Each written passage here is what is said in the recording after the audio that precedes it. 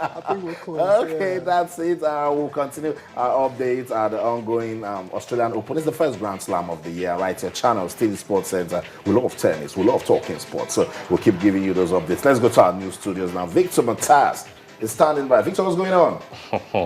A lot is going on. I mean, you just started talking about coaches, players, Serena Williams, her dad, and all that. But I mean, I would just like to take a shift from that, from tennis, and actually look at football, because the China's going on now. We won our first game 4-1. We're meeting Tunisia on Friday, and I think Tunisians will be coming all out because they drew their own game, 2-2 against Guinea. So they would want to come all out against Nigeria to get those 3 points and probably stay level with us. No, would still be top of the table because it depends on the scoreline, but I think we need to probably put in more, get properly set for that game, get at least a draw so that we can still, maintain the top level, in that group. But the other part, come on, I think these guys, the tennis guys, have to give it to them. It's been a while. They've been, ruling the court, but at times things just take a turn. Right, thank you so much, Victor.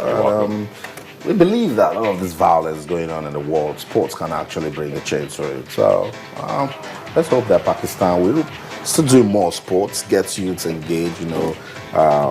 When you even get involved with so many sports and people start talking about you, there's no way. There's no way Yeah, you definitely. kill the violence. Pakistan is known for cricket and yeah. when you start hearing this violence, you're wondering what's happening. I mean, how can you actually harness a sport to ensure that most of these guys will be straight?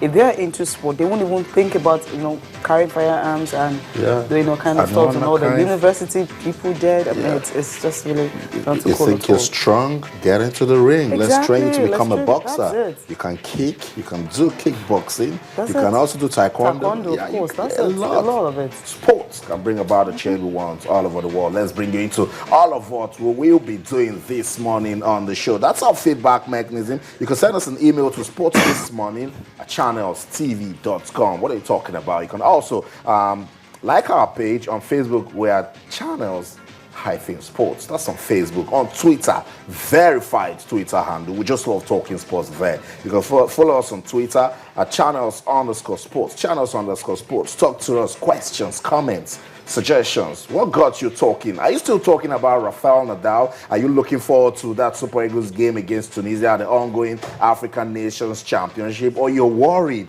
that Nigeria's taekwondoists might just miss out on the 2016 Rio Olympics? We want you to talk to us. That's our feedback mechanism on Twitter or Channels_Sports, and on Facebook or Channels-Sports. So much to talk about, guys. So let's come back and talk about this one.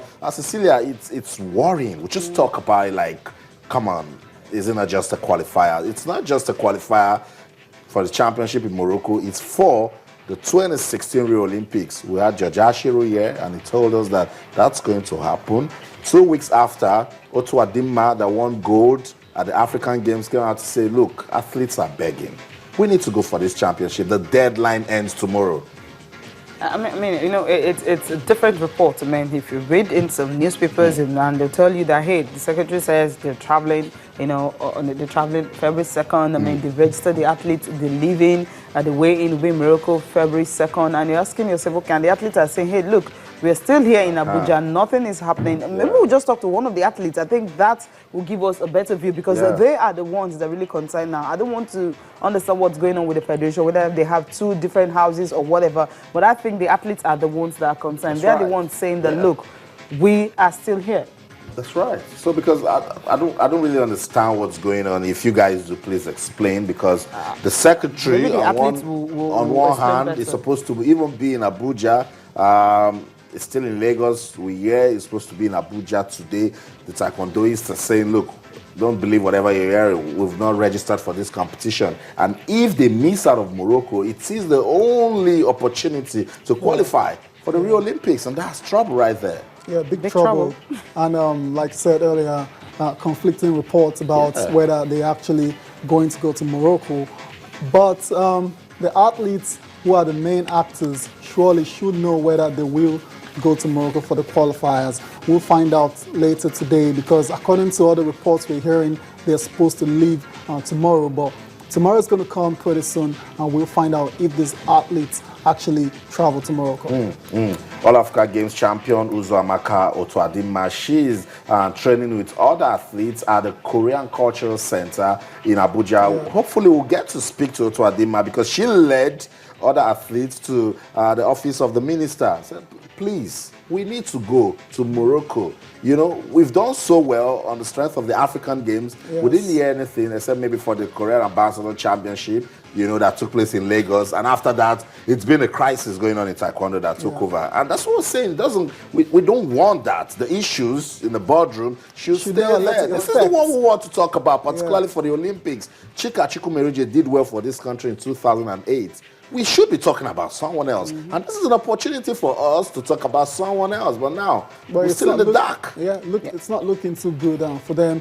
Whatever crisis, whatever leadership issues they're having, they should never allow it to affect the athletes. Because like I said, like you said as well, so they've been training for a while now in Abuja. They've been getting ready. And when it's time for the competition, there's really nothing concrete, you know, coming to the fore. Then it might just affect them, you know, it might just affect the morale. And we don't want that to happen because we've got some really talented taekwondoists in Nigeria. We did very well at the Commonwealth Games and then went to the African Games, did better, and now it's time to consolidate, time to There's another elevate chance. and play, you know, and fight at a higher level, which is the Olympics, and it's not looking good. I mean, countries like Egypt and Cote d'Ivoire and Gabon have already qualified for the Taekwondo event in Rio. So obviously, you like Nigeria to be part of that group as well, because we always call ourselves the giants and giants of Africa. But then what's a giants of Africa in relation? Okay, the fact because of population, maybe that's the reason. But in terms of sports, I really don't think so. No, Egypt, of course, have not. actually taken over all sports you can think of now. The South Egyptians have decided to Africa. wake up,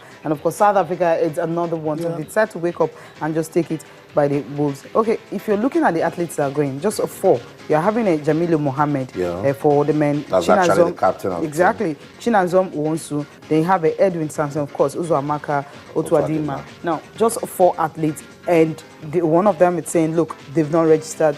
We don't know if we're going to go. We don't know if the tournament, if the federation is going to allow us to go. We don't know who is in charge and everything. And I'm looking at, okay, if the athletes are like this, what happened to communication? Because, you know, we talked about the fact that we read in some newspapers that they're saying that, look, the secretary is saying that, hey, they'll definitely travel February 1st, and the athletes have been registered. They're going to go for the weigh-in because it's on the 2nd in Morocco. They need to go early so that they can acclimatize before the tournament starts on the 4th. And you're asking yourself, okay, athletes are saying they don't know what's happening. So does that mean they're not communicating with the athletes? Are they talking to them? What's happening? How come the athletes are saying a different thing? And of course, the secretary and of course the federation board are also saying a different thing. And who are you going to believe? What's really happening in Taekwondo? If we can get the athletes we're going to talking about Uzoamaka Otuadima, definitely she should be able to give us a clearer picture of what is happening, because right now the focus will be on the athletes, definitely not any of the federation, whoever is the president, whoever is the secretary. I just don't want to know at this point in time, but we need to talk to the athletes, those are involved, the four athletes that are going, to tell us what is happening, if they've actually spoken with the federation, what they told them, for them to say, look, we don't know if we're going.